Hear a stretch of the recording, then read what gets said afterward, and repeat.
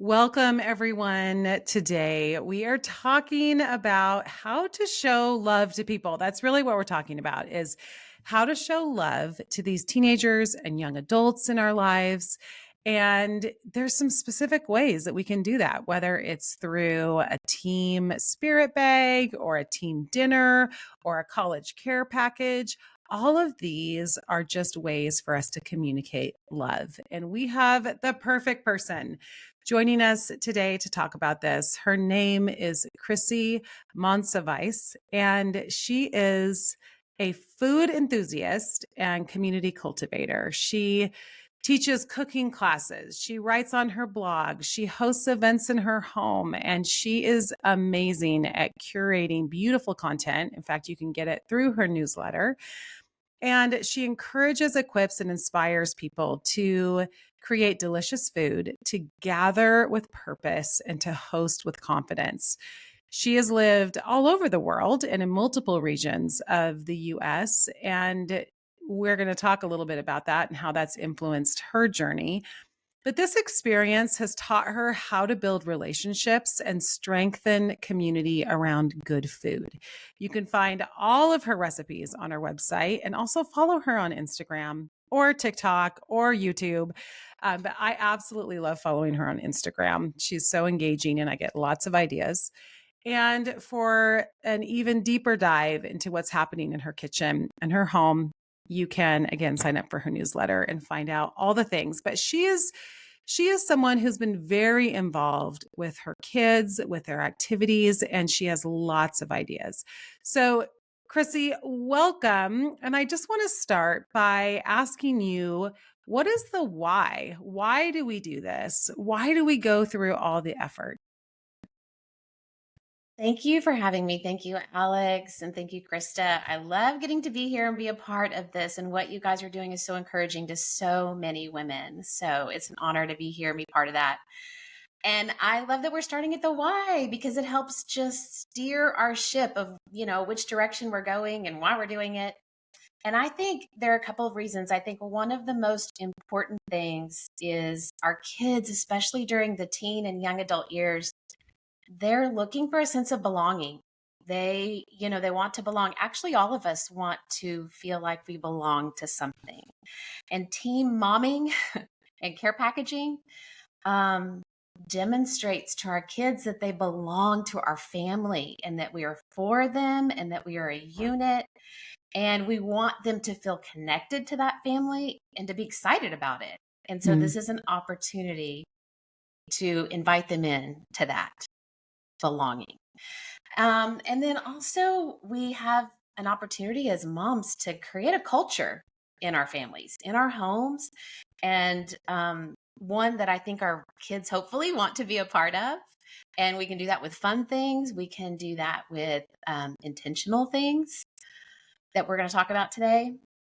And then the other thing that I think is really important is for us to remember that we're modeling for our kids really how to care for others, how to Hmm. support those in our sphere, how to step into the gaps of our communities and really show love in that way. And so it's a great example for us to live out for them. I have a fun example of that that just happened last week was my son, his girlfriend was coming. She lives in out of state. She lives out of state. And so she was coming to stay with us and I was getting my daughter's room ready for her. And my son's like, "Mom, I need to go and put together a little welcome basket for her." And I was like, "Okay then." But like he was taking a cue from what he's experienced and from what is kind of the norm or the culture in our home. And now he was passing it on and he was kind of taking that mantle. And that was just, it was actually so good for me to see that. Yes, I mean that kind of spirit of hospitality, and that's one of the things I think you are trademarked for is the spirit of hospitality.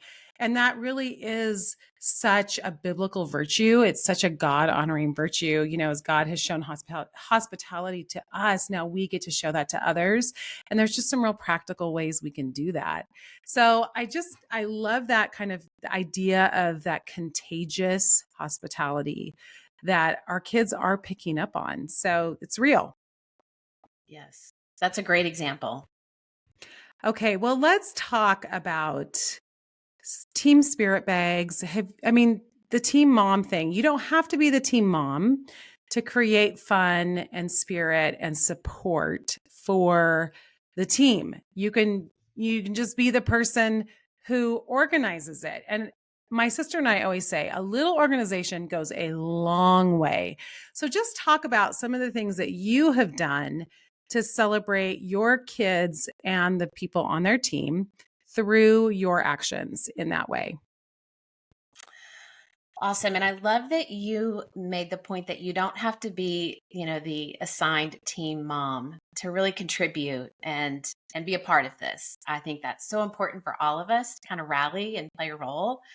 And for me, there's a couple of ways. I think there's team spirit bags, there's team dinners. And so I just want to touch on a few of those things. And the team spirit bags, here's some ideas, because I know that every school's different, every team's different, every city and location is different. And so maybe this is a new idea that you want to incorporate, or maybe it's something you've been doing, just want some fresh eyes on it.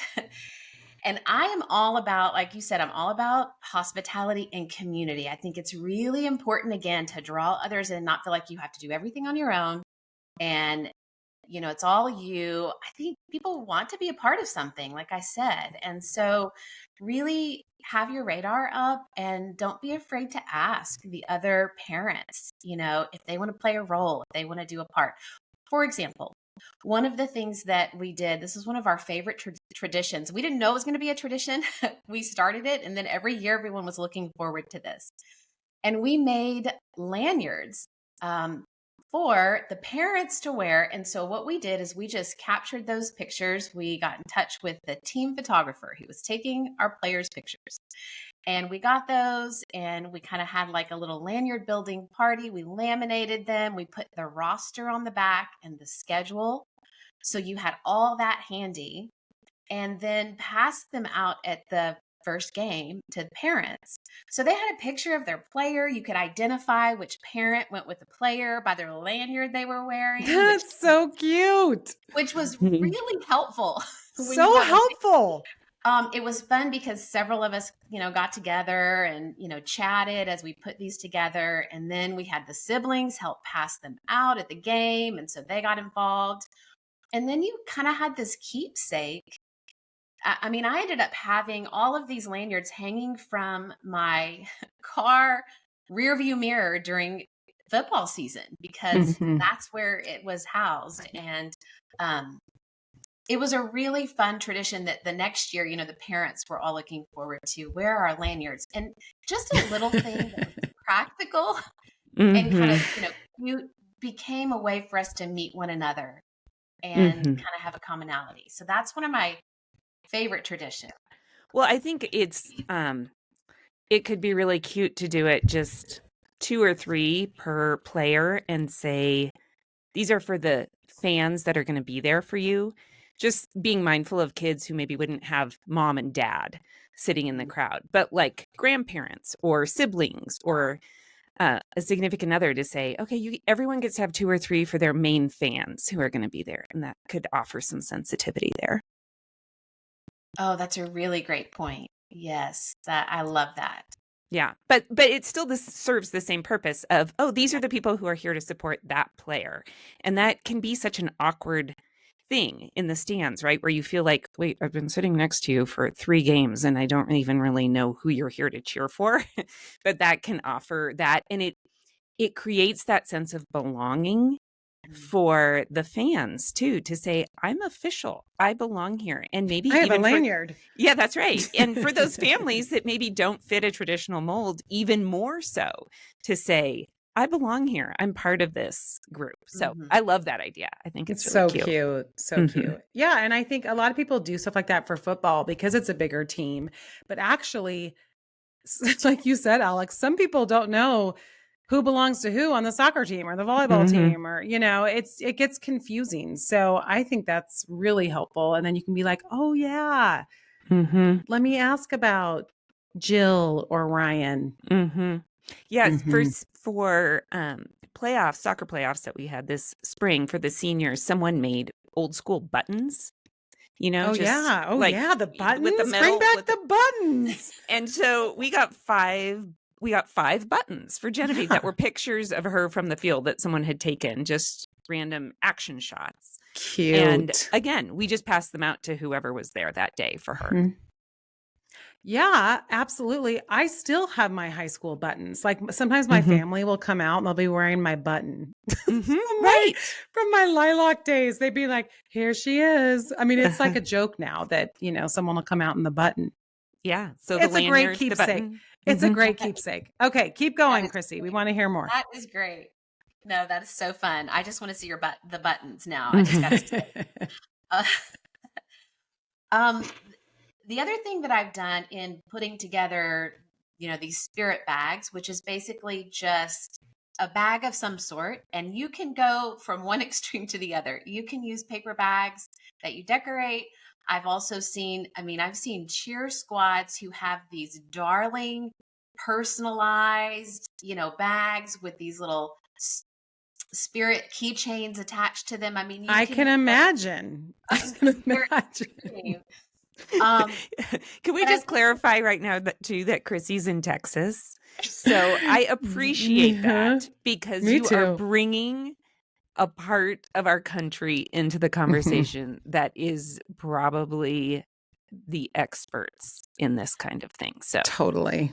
just to give you more credibility here.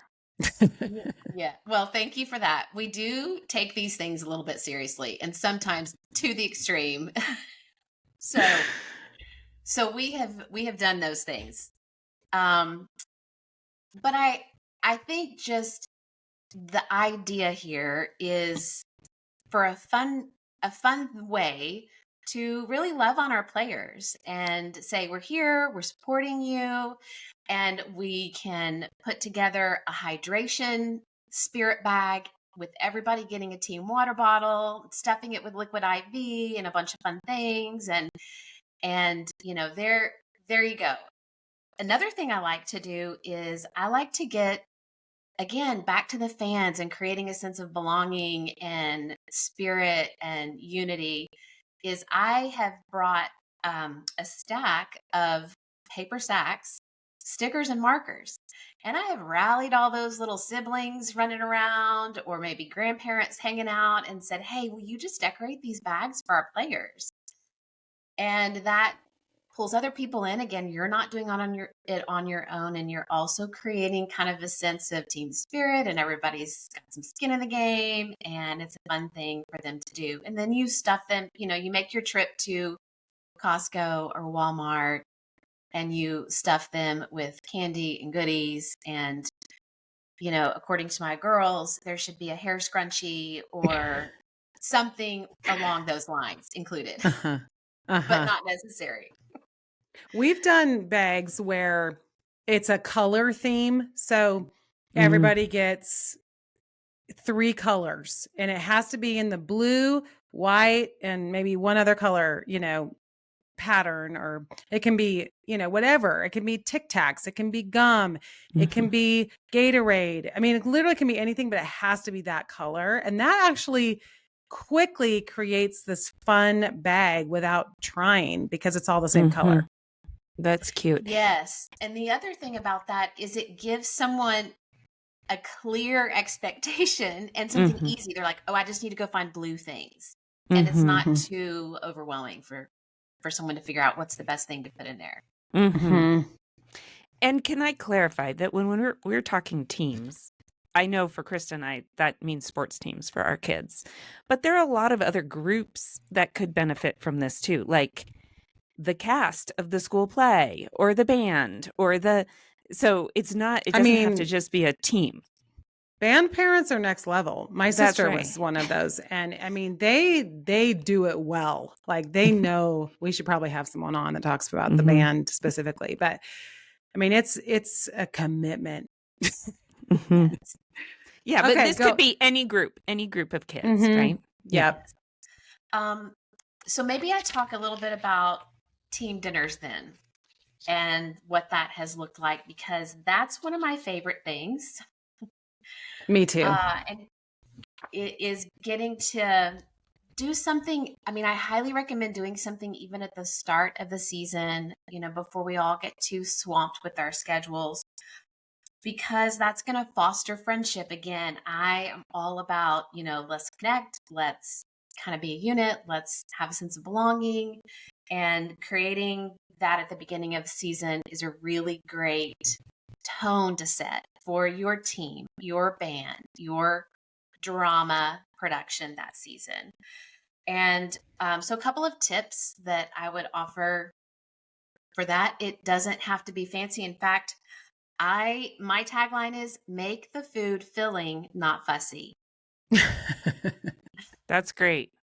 Because if you're hosting this in your home, you want to focus on the people, and you want to focus on your players. And I encourage you to open it up to fans or family members as well, especially maybe that first start of the season. Not that you want to feed, the whole neighborhood block every single time you have a team dinner, but maybe at the beginning, it's more of a social time to where you can connect with others. And if you're just doing it for the team, that's great. That you're still accomplishing that for them, and they need that sense of team bonding and community as well. And speaking of food and not fussy, but filling, this is a great opportunity, again, to get other parents involved. And I've done things like I've done baked potato bars where, mom's bringing a pot of chili and someone else is bringing, queso, and everyone can pitch in and bring a topping. And again, it's easy, and even easy to outsource, because I'm not opposed to outsourcing. Again, it's about the people and the connections more than the food. So we've done nacho bars. We have ordered our favorite barbecue or pulled pork, and then just set it up and give people an opportunity to build their own bowl or make their own stack on top of a pile of chips. I've also done, this is really fun, and I would say, I know that my boys who played football really appreciated this, but I have a feeling other athletes or team participants would enjoy it. And that is cinnamon rolls and breakfast tacos. Yeah, cute. And again, those are great things you can outsource with your local taco stand or just bakeries or things. Again, you don't have to do that all on your own, but it's also a good opportunity for collaboration with other parents and have a team breakfast and serve those fun things. Well, and what I like about that too is, a lot of people do not have room to have a team over. And so, you can move it outside, but you can also move it to the school parking lot. You can also move it to the gym. You can move it, just bring the Costco tables and set them up and put a, plastic tablecloth on it. And there you go. Now you've got a fun little gathering that's right there. So, and the breakfast one is especially conducive to that. I feel like it's a great idea. Yeah, you made me think of another thing we've done that I really liked, but when we would do the team breakfast, it was typically at the school, outside the locker room or on the field, before they're going to have practice or film review or whatever they're doing that morning. And the coaches in particular loved that day. Totally. But one of my favorite memories was having, especially at away games or away events, having pizza and gathering after the game at the buses. Cute. And so this was, there was always someone who was in charge of locating the local pizza place wherever we were going to be. We opened it up to parents who maybe couldn't be there but wanted to contribute financially or help support in that way. And we kind of had a little pizza post-game fund. And, everyone loved getting to take a turn to contribute to that. And what I loved about that is it showed support at away games for our players, which sometimes can maybe be lacking. It's hard. It's hard for us to travel all the things. It's hard for a lot of parents to be able to do that. And then it allowed them to experience camaraderie with whatever fans were around, the cheerleaders, the band members who happen to be there. It's just kind of a whole group social there at the buses before they head back to school. So that's one of my favorite traditions. I love that. With my daughter's soccer team, we would bring in speakers too that would speak to the girls about different aspects of the team. And I'll never forget our friend Katie Blackburn, actually, she was a D1 soccer player, and she brought all the girls a link of a chain.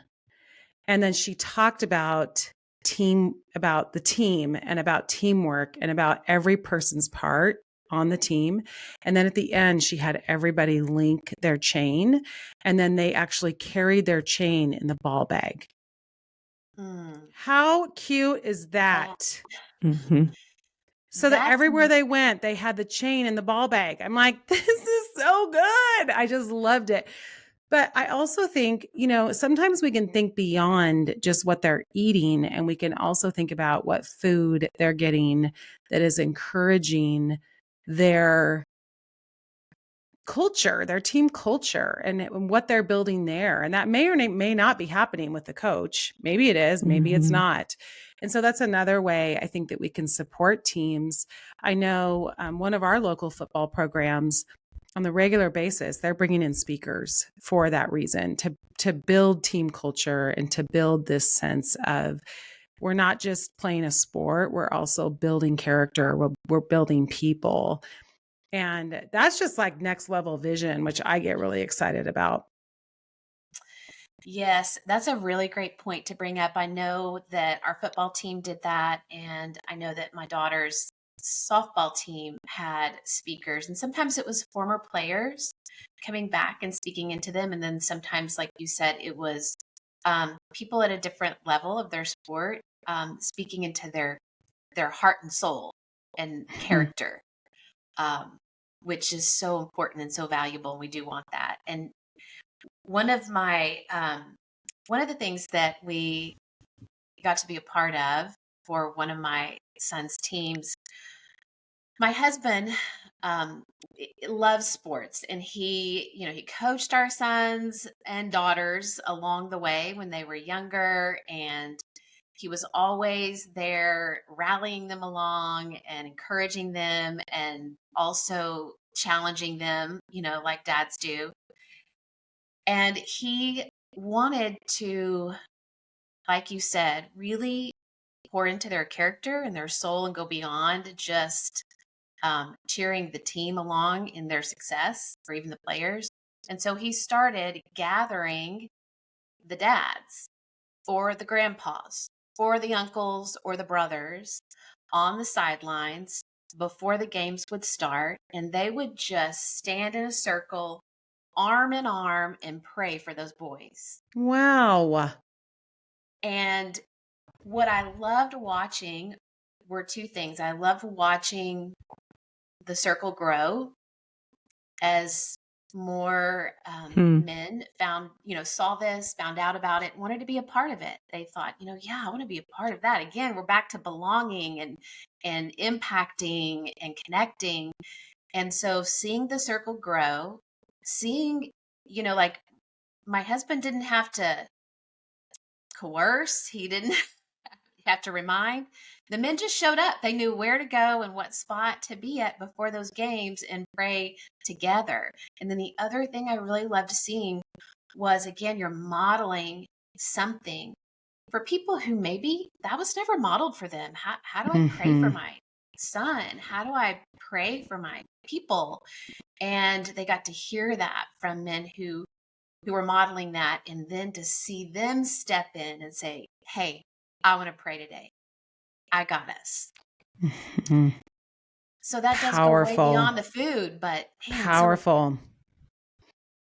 It's so beautiful. And I mean, that it takes an element of risk. I'm hearing that too, that there's some risk in stepping out to do things. And so I guess I just want to encourage people to to take a risk sometimes, whether that is in a prayer circle or whether that's bringing a speaker in, or even maybe it's a risk for you to organize a team dinner. And that can feel hard, but that it makes a difference, and it does develop community in a way that I think we underestimate the impact and the value that it can have.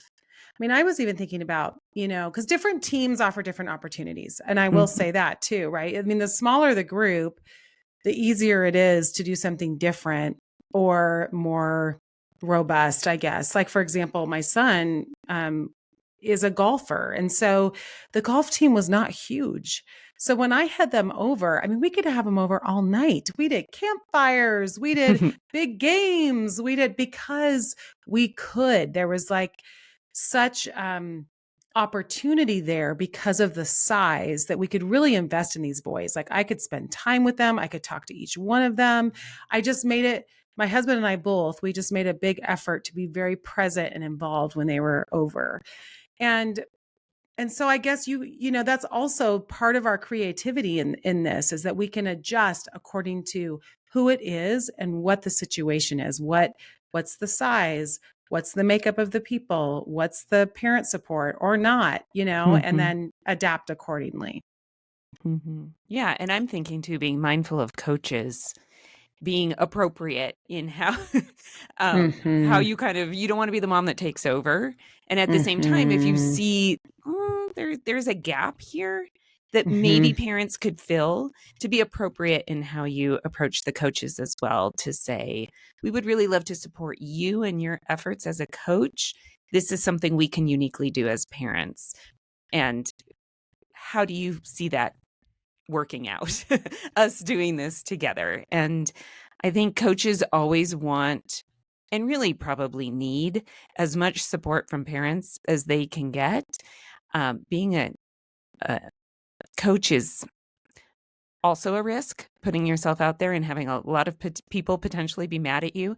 So to have people come in and say, we want to support you and we want to cheer you, is another angle of that, creating that circle of belonging. So, Alex, I love that point. And that's actually how our team breakfast began. We, the team moms, we went to the coaches at the beginning of the season and just had a conversation and say, we want to support you. And how can we do that? What do you need? What's on your wish list? What would that look like? And they said it would be really great to feed our boys on Saturday mornings when we're going through film and drills. And that would be really appreciated. So that started our team breakfast. And I think it's such a gesture to go at the beginning of the season and have that conversation with the coach and just say, like you mentioned, Alex, we're here to support, and let us know what that may look like and how can we do that for you and the team. I find that people are so appreciative when you've done something. So I was even just thinking about at the end of the golf season, it's just different because they don't have a game where there's a clear ending and everybody can gather for senior night. So we just did and I just emailed all the senior moms. And again, right, that little organization goes a long way. Everyone took a different piece. We did those big, picture heads, and we put them up on trees at the golf course, and we had these big tables, and we just did some really fun, unique, and golf themed things. And those senior boys, they thanked me for that for 2 weeks after. I mean, they absolutely loved it. They felt so valued, so cared for, and so special that we had gone to some extra lengths for them, and all the moms were involved. They all had some part, some big, some small. And I just am always blown away by what a big response there is from the kids or the coaches, because they're so grateful that someone stepped up to do something special for them. Mm-hmm. Have you found that same thing? I have. And I think that's an important thing in our culture and our world to really try and cultivate. And so it's another role that we play as team mom, as parent, to give our kids an opportunity to practice gratitude, to give to give that opportunity to really make space and love others, and then allow them to feel that and then demonstrate and verbalize what it meant to them. Yes, I've definitely experienced that. I think people are very grateful and very appreciative of having support, because coaching is hard, and team sports are challenging and demanding. And so it's really appreciated the things that we do to help walk alongside our athletes and our coaches and our families. Mm-hmm. Okay, well, let's just talk for a second about how you get parents involved. What are some ways to do that? And then on the flip side, if there's some parents that really don't want to be involved, how do you handle that? I feel like, over the years, I've been a part of a lot of teams. We have a big family, and we've been involved in multiple sports as you have. And there will always be some parents who they're either not interested, they don't have the capacity or the resources in that season to really participate. And again, this is where we can rally around those families and show support. We can actually step in for those kids who maybe missing that aspect in the stands or alongside the sidelines. And some of the things that I would recommend, I am not great at email. I am not an email person. My email is crazy up in there. So I typically try to identify, if someone doesn't step up, then I'm looking to identify the person who is an admin queen. And that person is great to just empower with, hey, can you pull us together? Can you organize us and get an email thread going or a text thing going so that we can all contribute? So that is one of my top tips, is to find your admin queen Yes. and love her well and make much of her Mm-hmm. or him. Mm-hmm. And then I think also, I mentioned this a little bit earlier, like if we are organizing a post-game pizza bash or a team dinner, or we want to put together lanyards or bags, I think it's really important to have clear expectations, simple instructions to follow. My husband and I always say that clarity is kindness. Mm-hmm. And I think this is an opportunity. It's a chance to practice that. And so I try to make things very clear. I mean, everything from like, here are allergies, here are a list of the players' favorite things, or some really great goodies you can go to. Here's outsource options. And here are best practices for drop-off locations and times, even little details. And again, That's this interesting. queen Mm-hmm. is going to thrive.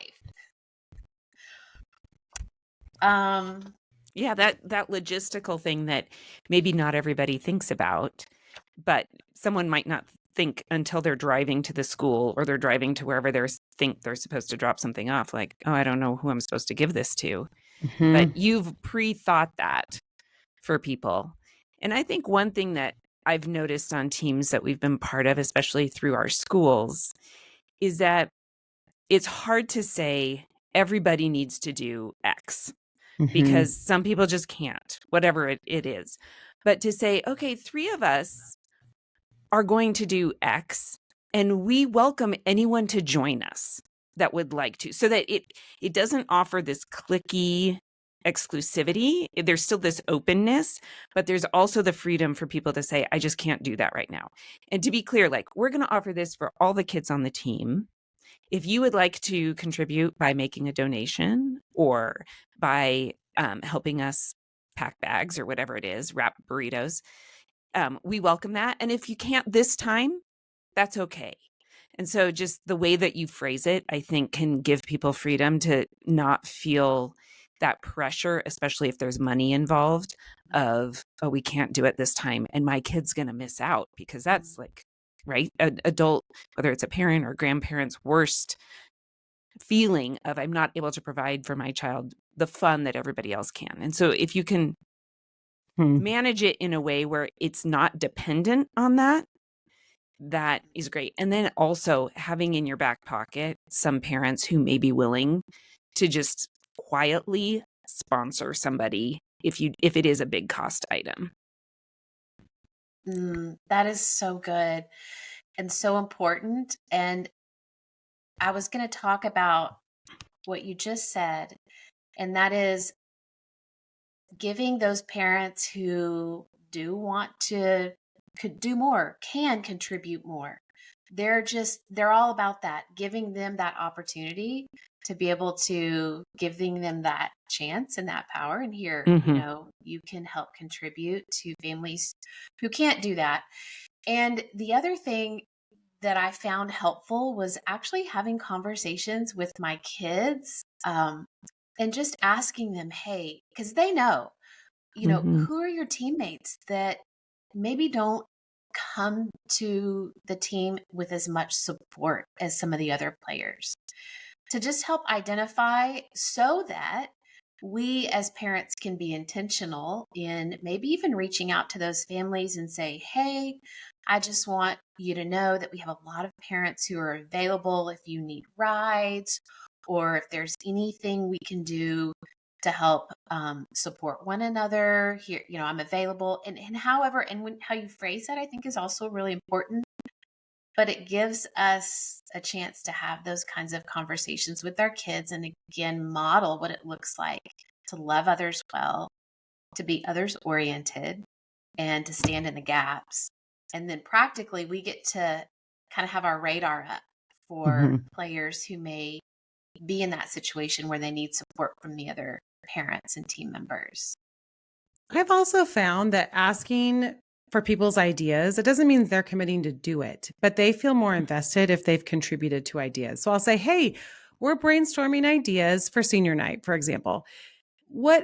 Tell me what I'm missing. What do you think are some fun things that we could do? And then they actually give me ideas. And then I also know kind of where they're coming from. And then they'll say usually, oh, I can do that part. But they feel involved because they've at least contributed in some way. And I think there's just a lot of dignity and beauty in that for everybody.